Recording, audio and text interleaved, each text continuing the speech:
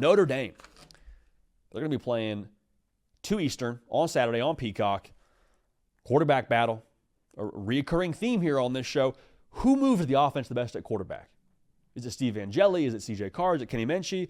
And I think during the spring, we kind of fall in love with skill sets and we fall in love with, measurables and all those things. I'm kind of just like, man, I don't know that I care about that quite as much in 11 on 11 here.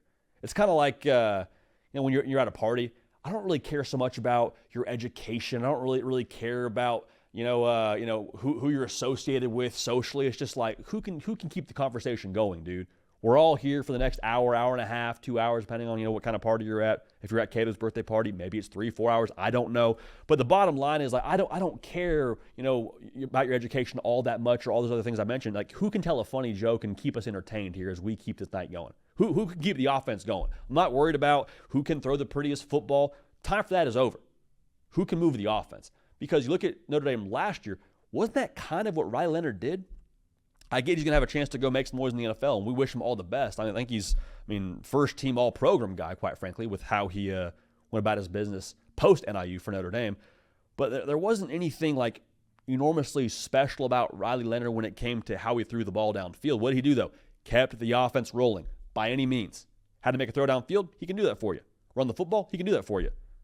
Get out of trouble and keep a play alive, throw it away? He can do that for you. So I think when you talk about what you're watching for this quarterback race, I'd worry about who can get touchdowns, right? It sounds simplistic, but I think that's the case because if you get touchdowns for Notre Dame as the quarterback, your defense is going to get stops. I don't think you need to average 40 a game to get back to where you were a season ago. It'd be nice, but if you can get us in the end zone, let that defense work, we're in good shape. Now, Steve Angeli, we've said before, think he's leader in the clubhouse. With that being said, we're grading him a little bit on a tougher scale in this spot. For the sheer fact of the matter that, like, he should be leader in the clubhouse. He has been around longer. He does have in-game experience. Like, you're seeing B-roll from my guy right now from actual games being played. This guy's not showing up here bright-eyed and bushy-tailed. He's been around the block a time or two. All right, so his time is now. And with it being your time now, Steve Angeli, I want to see it look like your time now. So what my I guess thing I'm asking for from Steve Angeli is like, dude, go get it. Go get this job. Don't have us sitting here on Monday morning talking about, man, did Steve Angeli do enough? I don't know. A couple of picks makes me nervous. This thing's wide open. Don't have that be the discussion. No, he's been there. He's been here the longest. He's got some real credentials to his resume. He moved the offense. He looked the best. Okay, let's do. Don't win this job based off keep away, Steve Angeli, is what I'm trying to say here. Now, CJ Carr, the thing I'm looking for him, does he look like someone you can give the car keys to? Not literally, though that'd be nice as well.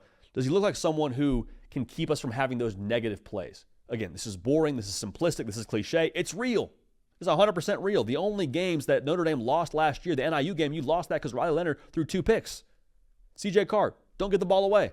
Because nobody's questioning his talent, dude. He's got a lot of juice when it comes to his, scouting report and his measurables and the way he throws the ball. All those things, like that is CJ Carr to a T. He's going to win the beauty contest 10 times out of 10. But again, it's about, can you keep us on track, on schedule, and get the ball to these freaking playmakers, dude? If you can do that, you're going to have a chance. But if you can't, then we got a guy in Steve Angeli who we think can. It's all about how far along CJ Carr is relative to his ceiling and how far along that is relative to where Steve Angeli is and how much you trust him. So the negative plays is what I think I'm really going to harp on for CJ Carr when we get here to Monday talking about the spring games and all that and like. Now, Kenny Minchi, how is he used in the spring game is curious to me. If I'm Kenny Minchi, I go to Marcus Freeman's office before this whole thing starts and say, Coach, keep that red jersey. I want to go live. Say, Kenny, you're a quarterback. I don't want you getting hit. Coach, I don't care. That's my differentiating factor in this battle, is I can get you some extra juice on 3rd and 7. You can call 3rd and Kenny. I can go pick you up a first down. No disrespect to CJ Carr or Steve Angeli. I'm different, dude. Some extra juice here. I'd love to see that for him and from him. And I don't really question so much if he deserves a role. I just think it's a matter of, like, how do you end up getting him involved there? I think it's a thing where the quarterback run game was so good to you a year ago, it'd be foolish to not involve him.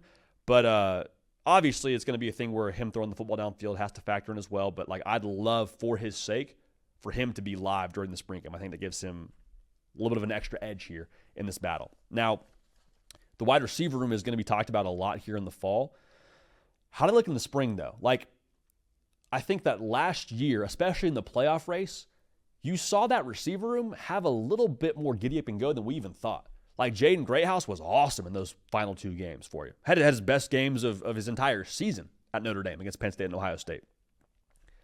In this offense in 2025, with what I think you'll have at quarterback, you're going to lean on them even more. Do they look in the spring game like a group that can be leaned on? Jeremiah Love, you know what he is at running back. The quarterback, you're still figuring out. Offensive line, you feel great about. Defense, you feel great about. What do they look like, though, at receiver? Do they have that horsepower that you think you have in the room?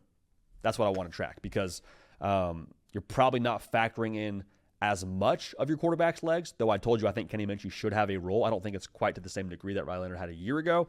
But regardless, I think Mike Denbrock wants to stretch the ball downfield, and I think Notre Dame's got the guys to do it. Do we see it in the spring game? That's what I'd like to see. Now, the Young Bucks on defense is what I'm really focusing on the other side of the football. There's no question about the talent level for Notre Dame. That's a testament to Marcus Freeman and the way they've recruited. I think you're going to be sitting there on Saturday watching the spring game if you're an Irish fan and say, you know what, this looks very familiar. Yeah, we lost Xavier Watts. Yeah, we lost Jack Kaiser, but we still got some dudes on this team, man. So the question isn't so much the top end for Notre Dame. To me, it's more so the lower end. And lower end is the wrong way to say it, but like Jaden Blair, Madden Faremo, what do they look like? Who are they rolling with? Because they could play some this year, man. I've been told they've been balling during the spring. I'd love to see them flash during the spring as well in the spring game and just feel more confident about those guys having some rotation, having some depth there. Because, I mean, Chris Ash is going to call the defense. I'm not really all that worried about how it looks, dude.